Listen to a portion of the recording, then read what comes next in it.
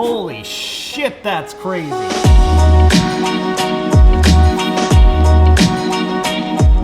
It's springtime, which means there's no more 4 feet of frozen white bullshit everywhere. It makes me so happy. You wanna know what else makes me happy? We got a new piece of equipment showing up today. So this is my Roland VG2, and me and this thing got off to a pretty rocky start, to say the least. Oh, it's printing!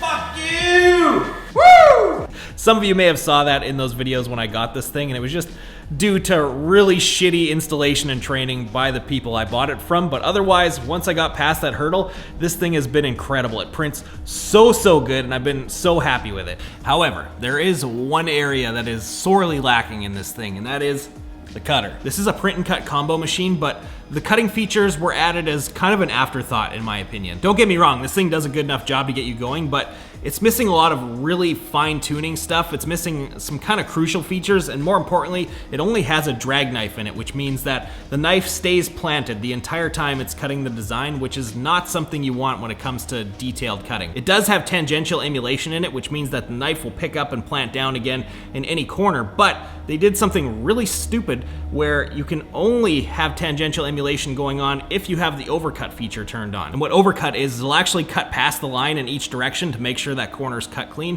which sometimes is nice if you're cutting, say, like an outside square. But if you're getting to an inside corner, it's cutting into your sticker in each direction, and the lowest you can set that overcut is 1 millimeter. 1 millimeter of a cut in each direction becomes pretty noticeable on something like a 3-inch sticker, which is something we produce a lot of. So the fact that they set it up like that and you can't turn that off is really stupid. And also, there is the issue of the workflow. When you're first starting out, having only a print cut combo like this is totally fine. You're not gonna notice any issues when it comes to the workflow. But when business starts to pick up, like ours has in the vinyl department, it becomes a pretty serious bottleneck. These things make you money by printing, not by cutting. So you want them printing as much as humanly possible. But when you have one machine, it means you're going from print to laminate to back in the machine to cut, and you've got a whole bunch of other print jobs just stacking up behind it. So you're chopping your output capacity down by like 2/3. And obviously when you're trying to run a business, you don't want that going on. So the next logical step is to add a standalone cutter. Oh, I think this is our cutter here. The cutter's on its way.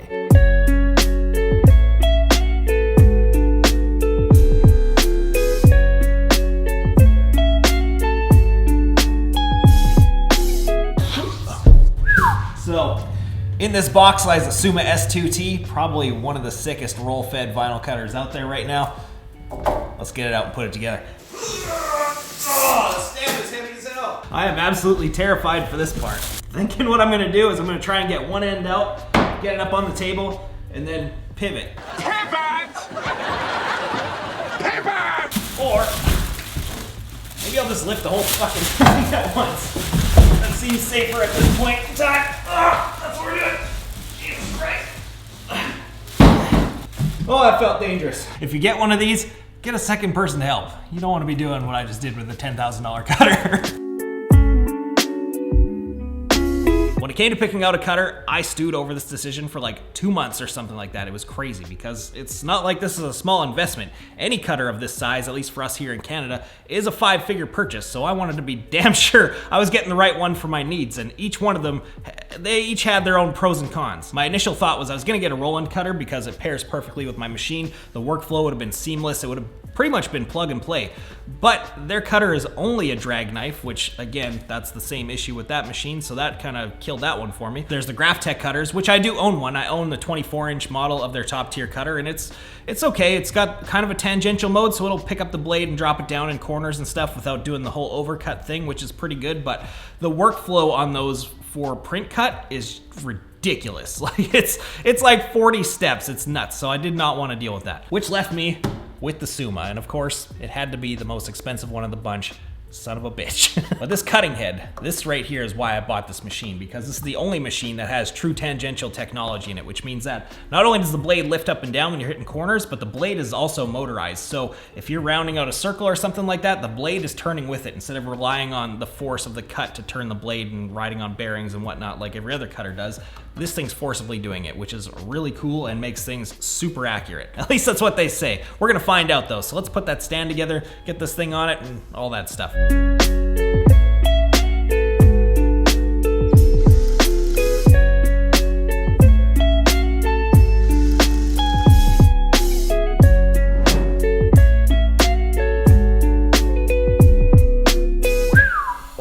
That is one good looking machine right there. I'm digging the whole black on black look. It looks so clean. Why can't everybody that makes these machines think through the visuals like this? I mean, look at this thing. Who approved that? Anyways, I gotta get into the whole setup process of this thing, which I have no idea about. They are gonna do some training and stuff with me tomorrow, but that's tomorrow. I don't wanna wait that long. Another thing I have to figure out is where the hell I'm gonna put this. I thought through every other detail of this whole thing except for that, because I had no idea how big it actually is. My garage isn't all that big, but I am moving soon and we're gonna have a really dialed setup for all this. But for now, I gotta make this work. And putting it over there is out of the question because the printer is way too huge. Putting it over here is a possibility. There's definitely enough room for it, but the cables are not going to reach where the computers and stuff are set up. This thing can be plugged into a network and run off Ethernet, but I don't have a router to put out here yet, so that's the question for at least today. So I think I got two options. The first is I'm going to try to put it here. My hopes aren't high for that, and if that doesn't work, then I might just put it at the end of this table and have it outfeed straight onto the table. It's not ideal, but for now, it'll work. Oh, come on! 2.5 feet away.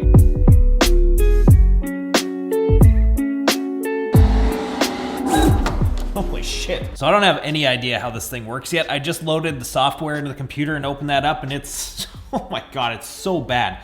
It looks like it came from 1996. It's ridiculous. And it says the last update was like 2 weeks ago. Before I get to that, I gotta get a test cut going here and make sure everything's all dialed in. I don't know, 75 grams? Let's see what that does. Oh, this thing hauls ass. There's no way I got that on the first try. Yeah, no, I didn't. It's going just about through the liner, so I gotta back that down a little. All right, yeah, that looks pretty good right there. I might be able to back it down a little bit, but I kind of want to test out a design first. I'm also gonna use the stock blade for now just to see what that's all about. I pulled it out real quick and it looks like it's a 30-degree blade that comes in this thing, which is weird to me. It's really flat, really blunt. Normally I only use 60-degree blades because I'm either cutting high detail designs, thick material, or die cutting all the way through stickers and stuff, which you need a steep blade for. But for now, I just want to test out the cutter as a whole, so I don't want to mess with anything. I want to just see what it's like out of the box. I guess I gotta figure out how to send a design to this thing. I'm gonna go on the record right now and say that their software for this thing is absolute flaming dog shit. I'm even reading right now, user-friendly and intuitive interface. Nothing about this is user-friendly or intuitive. All right, I think I figured it out, but I'm still gonna say that this software is definitely shit. Compared to the software on the printer and the GraphTech cutter that I'm used to, oh, this is the worst. Dude, that thing hauls ass. Holy shit, that's crazy. Okay, I had that thing going so much faster than I would have had on any other cutter, and this cut looks magical, except I forgot to put a weed border around it, so yeah, there's no getting this out of here to show what it looks like, so I gotta do it again.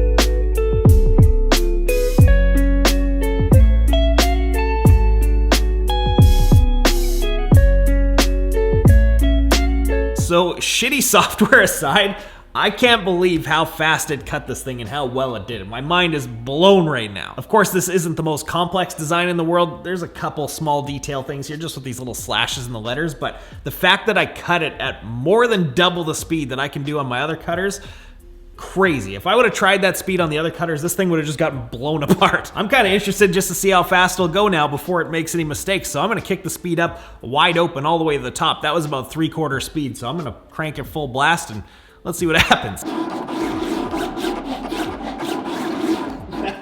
That's just ridiculous. This thing is so crazy. Even at full maxed out balls speed, every little detail is as perfect as it gets. Even at the top of the A, there is like the tiniest microscopic sliver taken out of that thing, and it's dead on. So I'm gonna put one more design through this thing. It's got a lot of really long and sharp points to it, and I scaled it down to 2.5 inches, which there's no way any of the other cutters could even cut this thing. I tried cutting it at 4 inches on my other cutter, and it was dicey. It's not something I would show anybody, that's for sure. So I'm putting it down to 2.5 on here. I'm running the speed at like 900, I think I'm gonna leave it at, and let's see what happens now.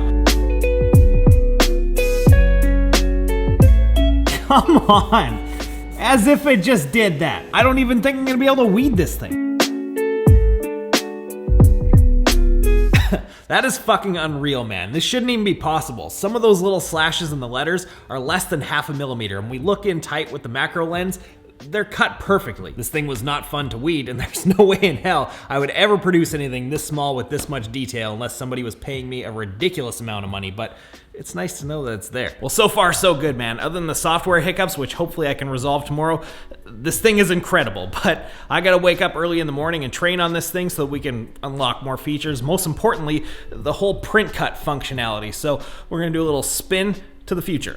So I did my training this morning and it went okay. It went a lot better than when this thing showed up, but there was still a lot of unanswered stuff in there. When it came to the software side of things, I'm pretty sure I knew more of what was going on, and I definitely confirmed that what I feel about the software that comes with this thing is 100% true. It is so bad. Summa, you should be embarrassed about the software that comes with these printers. For what these things cost, the software is worse than what comes with a little $200 Cricut cutter. It's unbelievable. It's missing so many basic functions that every cut software on earth that I've ever seen has in it, except for this stuff apparently. But yeah, I could talk about this forever. I'm not going to. When it comes to the machine itself, however, this thing is so sick. I actually unlocked a performance mode. They call it G performance mode. Didn't have that on yesterday, so that's on now, and that gives it a huge performance increase. So it goes even faster now than what it was doing yesterday, which is, and I learned my way around the menus and a lot of the settings of this thing, so now I can really start dialing and fine-tuning this thing in, which is really nice because it's already cutting phenomenally. So once I get into that, it's gonna get better, which somehow I don't know how that's gonna happen, but it is. And most importantly, I got the rundown on how the whole print cut situation works, because that's what this thing is really here for. 90% of the time, it's gonna be making die cut stickers like these things, and I wanna make sure it is dialed for that. So we got 3 print files set up that I'm just gonna laminate straight out of the printer because this is just a test right now, so we're not worried about outgassing, but each one would be an easy, medium, and hard, at least for a die cut sticker like this. I'm also gonna pop that 30-degree blade out of there, replace it with a 60 so we can have easier penetration and finer detail, and let's see what this thing can do.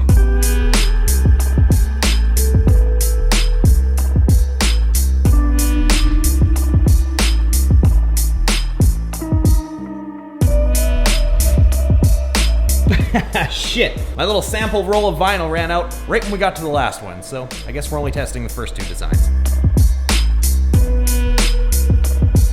All right, I gotta do some test cuts first, and this is another reason why I bought this machine. In order to do a die cut sticker like this, it's called a perforated cut. So it's cutting through the material most of the way and then leaving a little tab and then cutting through it again and leaving a little tab and so on. Well, when it comes to a lot of the other machines out there, they have either very minimal test cutting for this mode or none at all. My Roland has 0 test cutting for this mode whatsoever. So if you didn't get it right on the first try, you're basically fucked. I did figure out a little workaround eventually with it, but it just never did a really good job with it. It was hit or miss, so I just stopped doing it altogether on that machine. This thing is full test cutting for every part of the process, so yeah, I'm pretty stoked to try this out actually.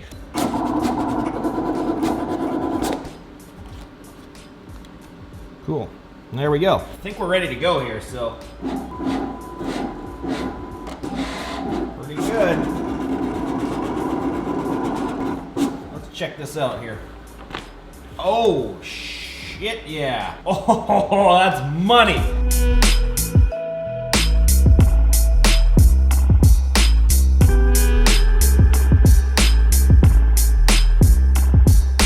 Well, the easy one, it didn't even break a sweat. These things are perfect, like dead perfect circles. There's no drift at all on this cutting whatsoever, which is crazy because with the other one when I did this, there was always just a little bit, especially when you cut circles or squares, you could always tell it was just a little bit off somewhere. This is as perfect as it gets. Well, I guess let's try the next one.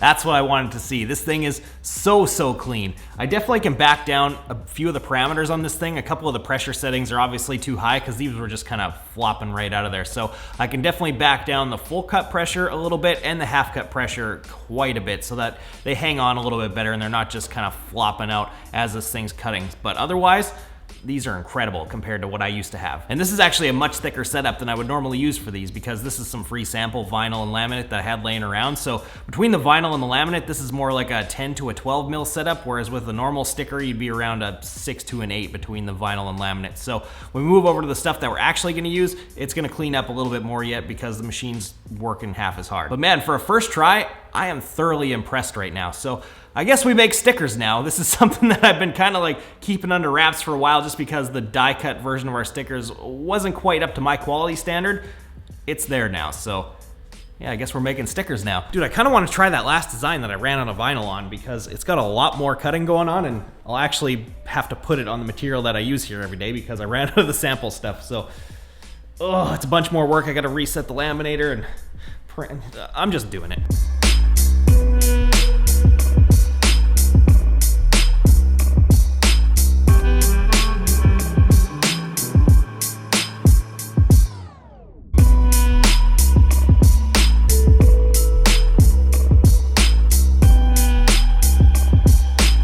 That definitely passes the test. This thing is super clean. Again, we went straight from printer to laminator, which is something you should never do with an eco-solvent printer, but we're just testing here, so who gives a shit. The cut on this thing is pretty damn clean though. This is a design that the Roland, when it was trying to perf cut, it was struggling so bad. Like maybe 50% of them were decent and the other half would end up in the garbage. This was spot on. This is like 95% perfect. There's a little bit of room for improvement yet. And all that's gonna come down to is just dialing the settings in the machine. If you look really closely at some of the edges on this thing, there's a tiny little bit of a rippling effect going on.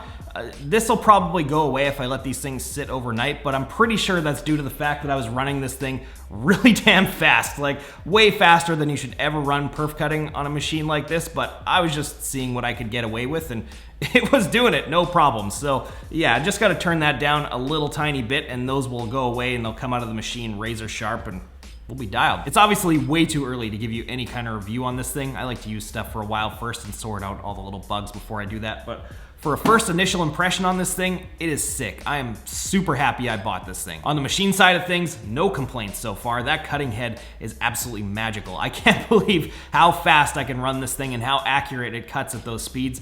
Absolutely mind-blowing. I was able to change settings on the fly while it was cutting, which is something I've never been able to do before, so that's a really welcome new feature because again, with the Roland, I couldn't do any of that before, so if you didn't get it right on the first time, that whole sheet was garbage. And the little optical sensor for the print cut portion of things is extremely fast and super accurate. Miles better than the Roland system. Like when it comes to cutting stickers like this where you're fully die cutting all the way through, there's usually a little bit of leeway in any direction. It might go off a little bit. And with the Roland, it was visually noticeable sometimes. I inspected every single sticker that came out of this thing today and I cannot see any sort of shift whatsoever. They all look dead on perfect. The software, however, definitely is the worst. I'm not even gonna pretend it's any good because it's not. It's the worst software I've ever seen by a long shot. I've definitely figured out the best possible workflow for it at this point, and I've got it working pretty smoothly, but still, there's a lot left to be desired in there, and yeah, they should really go back to the drawing board on that whole thing. I think the only solution to that problem, because obviously Summa is not going to do anything about it,